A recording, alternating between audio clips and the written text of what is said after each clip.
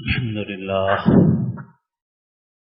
لله نحمده ونستعينه ونستغفره ونؤمن به ونتوكل عليه ونعوذ بالله من شرور أنفسنا ومن سيئات أعمالنا من يهد الله فلا مضل له ومن يضلل فلا هادي له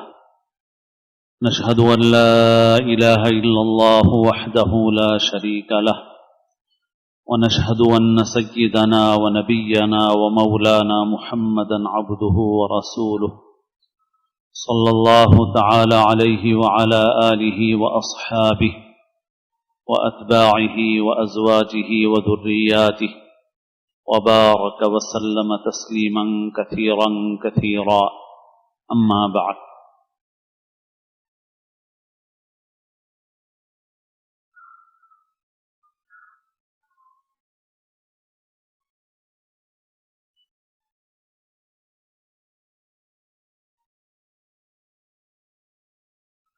قابل احترام بزرگوں، عزیز دوستوں اور ساتھیوں،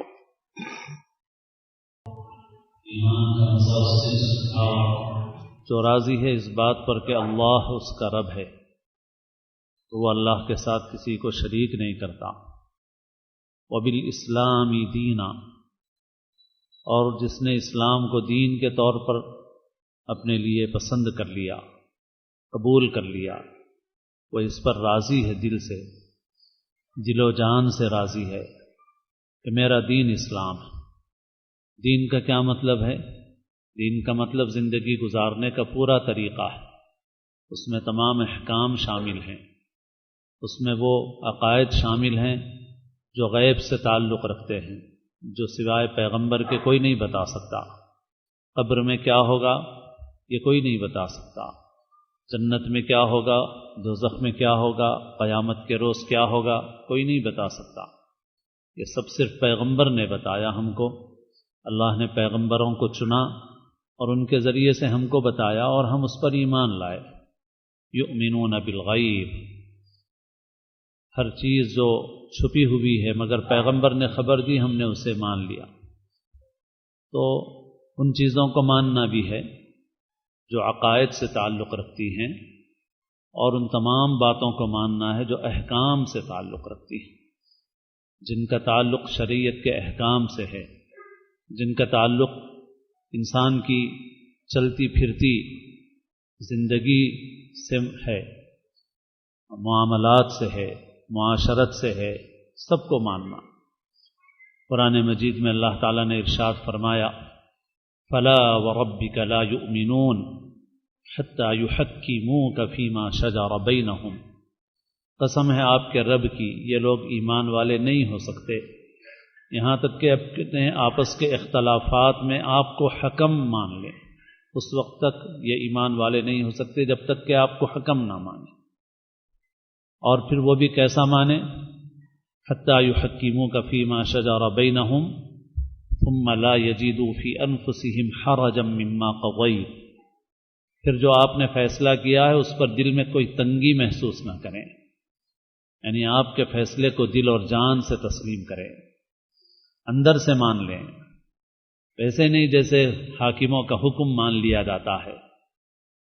ظالموں کے فیصلے بھی مان لیے جاتے ہیں. نہیں، دل سے قبول کرنا، اندر سے مطمئن ہونا. لا یجدوا فی انفسہم حرجا مما قضیت ویسلموا تسلیما، اور اسے پوری طرح تسلیم نہ کر لیں جب تک، اس وقت تک یہ ایمان والے نہیں ہو سکتے. تو ایمان والا ہونے کے لیے ضروری ہے کہ ان سارے احکام پہ راضی ہو جو احکام پیغمبر نے دیے ہیں. زندگی کے کسی بھی شعبے سے تعلق رکھنے والے احکام ہوں، ان سب کو دل و جان سے ماننا، یہ مسلمان ہونے کے لیے ضروری ہے. تو اس حدیث میں کیا فرمایا؟ ذاق طعم الایمان من رضی باللہ ربا وبالاسلام دینا. جو دل سے راضی ہے اس بات پر کہ اللہ اس کا رب ہے، وہ اکیلا ہے، کوئی اس کا شریک نہیں ہے، اور جو اس بات پر راضی ہے دل سے کہ اسلام اس کا طریقہ زندگی ہے، اس کا طریقہ زندگی ہے، زندگی گزارے گا وہ اس طریقے پر، اس پر اگر راضی ہے، دل سے مطمئن ہے، تب تو اس نے ایمان کا ذائقہ چکھا ہے، ورنہ اس نے ایمان کا ذائقہ نہیں چکھا۔ مسلمان خاندان میں پیدا ہو جانے سے صرف مسلمان نہیں ہو سکتا، نام مسلمان رہنے سے مسلمان نہیں ہو سکتا، صرف مسلمانوں کی طرح کچھ عبادتیں انجام دے لینے سے مسلمان نہیں ہو سکتا، جب تک کہ وہ اس پر دل سے راضی نہ ہو۔ وَبِالْإِسْلَامِ دِينًا وَبِمُحَمَّدٍ نَبِيًّا، اور محمد صلی اللہ علیہ وسلم کو نبی اور رسول، اپنا پیغمبر جب تک دل سے تسلیم نہیں کرے گا اس وقت تک وہ ایمان کا مزہ نہیں چکھے گا۔ تو ایمان کے لیے، مسلمان ہونے کے لیے یہ ضروری ہے کہ ہم اپنی پوری زندگی میں اللہ اور اس کے رسول صلی اللہ علیہ وسلم کے احکام کو دل و جان سے قبول کریں۔ بہت اچھی طرح سمجھنے کی بات ہے، ہم دوسرے لوگوں کی طرح کسی مذہب سے منسوب ہو کر کے وہ اس مذہب کے ماننے والے شمار ہو جاتے ہیں، ان کی طرح ہم مسلمان نہیں شمار ہو سکتے اللہ کے پاس، جب تک کہ یہ بات ہمارے اندر پیدا نہ ہو۔ وَمَن يَبْتَغِ غَيْرَ الْإِسْلَامِ دِينًا فَلَن يُقْبَلَ مِنْهُ إِنَّ الدِّينَ عِندَ اللَّهِ الْإِسْلَامُ۔ تو دل و جان سے تسلیم کرنا یہ مسلمان ہونے کے لیے ضروری ہے، اور حالات چاہے دنیا کے کچھ بھی ہوں، مسلمان کو اپنے تئیں، اپنے طور پر یہ طے کرنا ضروری ہے کہ میں اس راستے پر چلوں گا جو میرے پیغمبر نے مجھے بتایا۔ اس وقت مسلمان جن حالات سے دوچار ہیں داخلی طور پر، اندرونی طور پر، ان میں مسلمانوں کے مقدمات ہیں، اور ان میں بھی مقدمات کی بڑی تعداد شادی بیاہ سے تعلق رکھتی ہے یا میراث اور ترکے کے مسائل سے تعلق رکھتی ہے، اور اس میں ہم اپنے مقدمات عدالتوں کے پاس لے جاتے ہیں اور طرح طرح کے نقصانات ہم اٹھاتے ہیں، اس کے نتیجے میں بہت نقصانات اٹھاتے ہیں۔ مسلمانوں کو یہ چاہیے کہ اپنے ان مسائل کو شریعت کی روشنی میں حل کریں، علماء سے رجوع کریں، دیندار لوگوں سے رجوع کریں، شریعت کے احکام معلوم کریں اور شریعت کے احکام کے مطابق فیصلہ کریں، اس میں ان کی دنیا میں بھی ان کے لیے بھلائی ہے اور آخرت کی کامیابی تو اسی پر موقوف ہے۔ دنیا کے اعتبار سے بھی ہم بہت نقصان اٹھا رہے ہیں، بہت نقصان اٹھا رہے ہیں، دوسرے لوگ بھی اٹھا رہے ہیں، مسلمان کچھ زیادہ محسوس ہوتا ہے کہ مسلمان زیادہ اٹھا رہے ہیں کیونکہ ان کے مقدمات کی بھرمار ہے۔ میں نے جیسے کہا خاص طور پر ازدواجی زندگی کے مقدمات ہیں، بہت زیادہ ہے، میراث اور ترکے کے مسائل ہیں، اس کے بعد شاید اس کا نمبر آئے گا، اور اس کے اندر ہم اپنا بہت کچھ ضائع کر رہے ہیں، بہت کچھ کھو رہے ہیں، بہت بڑا نقصان اٹھا رہے ہیں۔ جہاں تک انصاف کی بات ہے تو ہماری عدالتوں کا نظام کچھ ایسا ہے اس وقت کہ ہماری عدالتوں میں صرف مسلمانوں کی بات نہیں ہے، سارے لوگوں کی بات ہے۔ کسی مضمون میں میں نے اعداد و شمار پڑھے تھے، وہ اعداد و شمار تو اب صحیح ذہن میں نہیں ہے میرے، لیکن جو مفہوم ذہن میں رہ گیا وہ یہ ہے کہ ہمارے ملک میں خود عدالتوں میں اتنے مقدمات ہیں کہ اگر ہماری عدالتیں 24 گھنٹے کام کرتی رہیں تب بھی شاید 10-20 برس میں جا کے بھی وہ مقدمات پورے فیصل نہیں ہو سکتے۔ سال کے 360 دن کام کریں، دن اور رات کام کریں ہماری عدالتیں، تب بھی آئندہ شاید 20 برس میں بھی وہ مقدمات حل نہیں ہو سکتے، ان کے فیصلے نہیں ہو سکتے، اتنے مقدمات ہیں، مسلمانوں کے ہوں کہ غیر مسلموں کے ہوں، سب اتنے زیادہ مقدمات۔ اور انصاف میں تاخیر خود بہت بڑا ظلم ہے۔ حضرت مولانا سید ابو الحسن علی ندوی رحمۃ اللہ علیہ کی ایک بات ہے،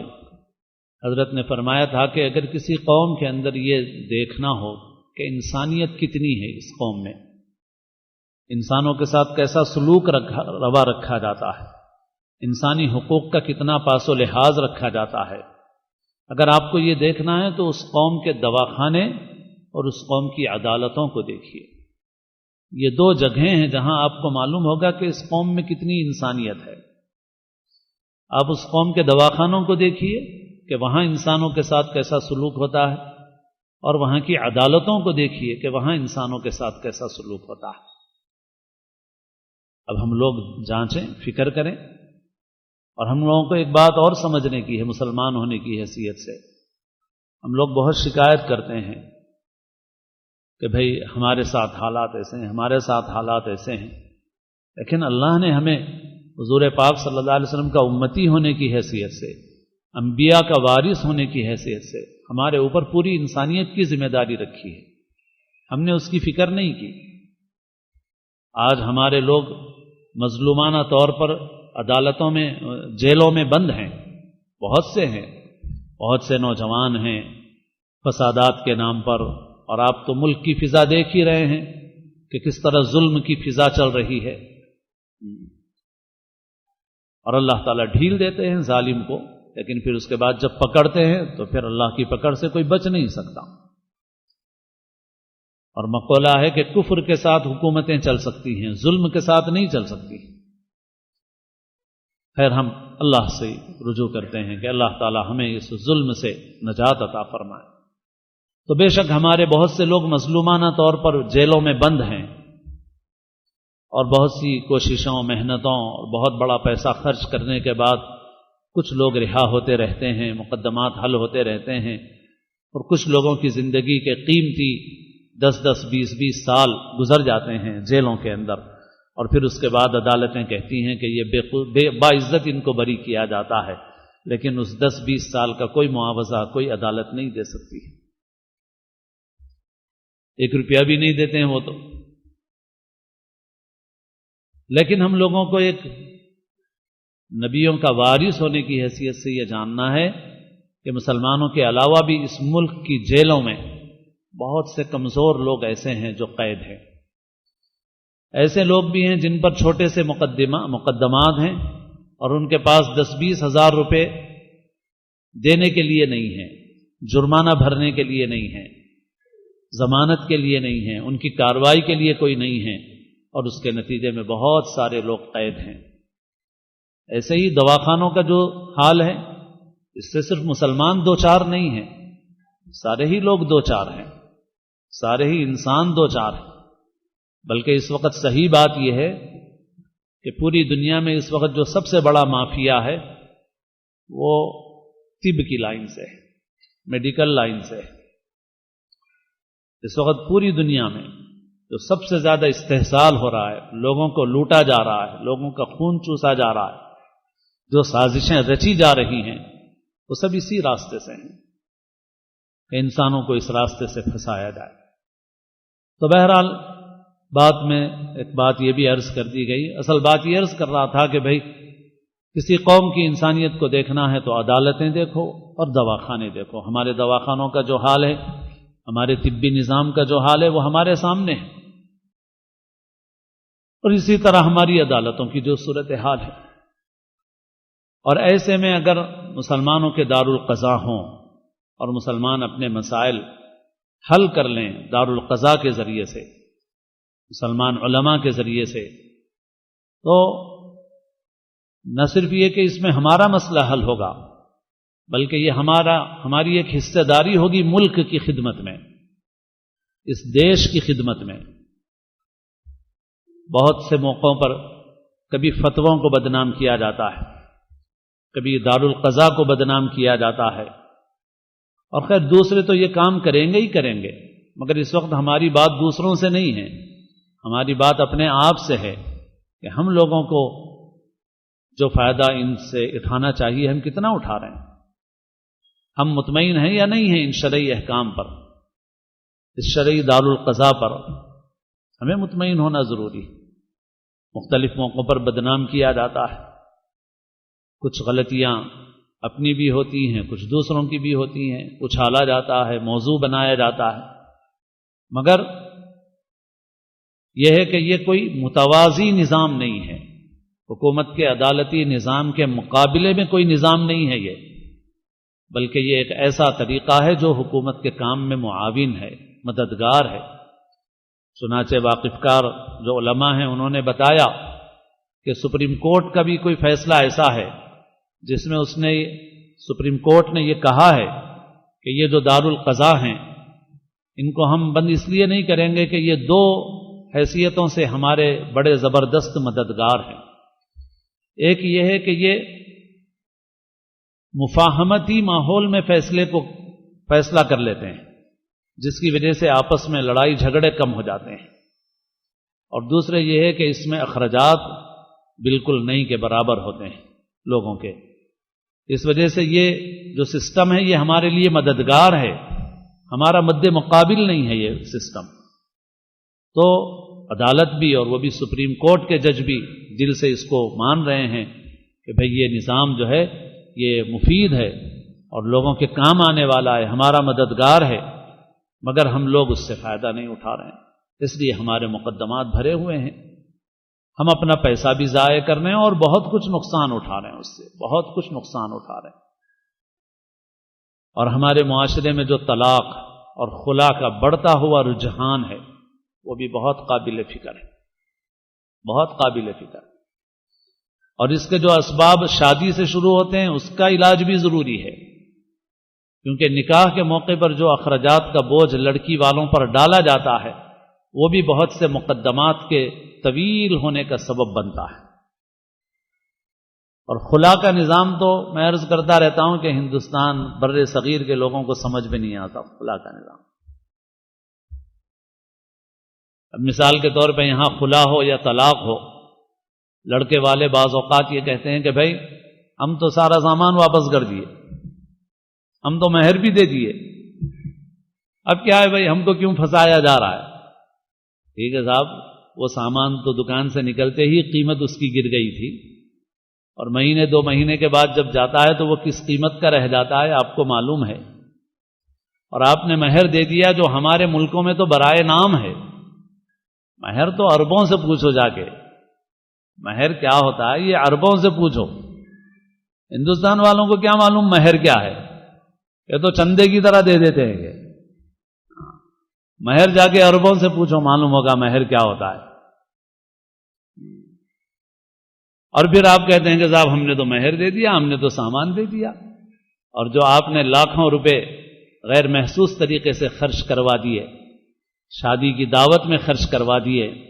5 لاکھ روپے کا کھانا آپ ڈکار گئے، اس کا معاوضہ کہاں ملے گا لڑکی والوں کو؟ پھر لڑکی کی زندگی پہ جو داغ لگا اس کا معاوضہ کہاں سے ملے گا؟ تو جب ایسے معاملات پہلے سے ہو کر رہتے ہیں تو پھر یہ مقدمے بہت طول اختیار کرتے ہیں۔ اس لیے اپنی شادیوں کو بھی اسلامی بنائیں اور اپنی بچیوں کی تربیت کریں، اور بہت بہت بڑا نقصان ہے یہ، اور بہت قابل فکر چیز ہے پورے سماج کے لیے کہ فیملی سسٹم برباد ہو رہا ہے۔ طلاق اور خلا کا یہ بڑھتا ہوا رجحان اس بات کی علامت ہے کہ ہمارا خاندانی نظام برباد ہو رہا ہے۔ سوویت یونین کا آخری صدر گورباچوف، اس نے جو کتاب لکھی تھی اصلاحات کے عنوان سے، اس میں گورباچوف نے ایک بات یہ بھی لکھی تھی جو حضرت مولانا تقی عثمانی صاحب کے بیان میں ہے، اس بیان کا عنوان ہے آزادی نسواں کا فریب۔ تو گورباچوف نے یہ لکھا تھا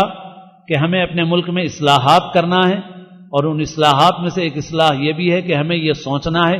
کہ ہم اپنی عورتوں کو واپس اپنے گھروں میں کس طرح سے بلائیں گے، کیونکہ ہماری عورتیں جب سے باہر گئی ہیں کمپنیوں میں پروڈکشن بڑھ گیا ہے، مگر ہمارا فیملی سسٹم برباد ہو گیا ہے۔ یہ کوئی مسلمان مولوی کی بات نہیں ہے، یہ سوویت یونین کے آخری صدر کی بات ہے۔ وہ یہ کہہ رہا ہے کہ جب سے عورتیں باہر گئی ہیں بے شک کمپنیوں میں پروڈکشن بڑھ گیا ہے، لیکن ہمارا فیملی سسٹم برباد ہو گیا۔ ہمیں یہ سوچنا ہے کہ ہم اپنی عورتوں کو کیسے واپس لائیں۔ یہ فیملی سسٹم برباد ہو چکا ہے یورپ میں، یہ یورپ میں برباد ہو چکا ہے۔ ہمیں عقل کے ناخن، ہوش کے ناخن لینا چاہیے، عقل سے کام لینا چاہیے، اور اس سے عبرت اور سبق حاصل کرنا چاہیے، اور اپنے خاندانی نظام کی حفاظت کرنا چاہیے۔ اس میں مختلف چیزیں ہیں جس میں خاص طور پر بچیوں کی تربیت کا پہلو سب سے زیادہ توجہ طلب ہے، اور اس کے اندر کمی اور نقص کی وجہ سے گھریلو زندگی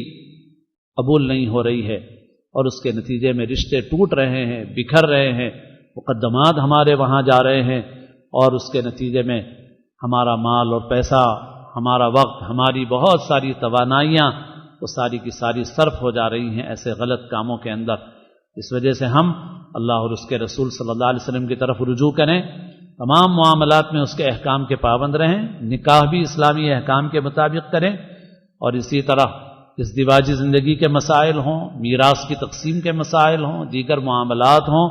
اس میں احکام شرع کی پابندی کریں اور شرعی فیصلے کو دل و جان سے قبول کریں۔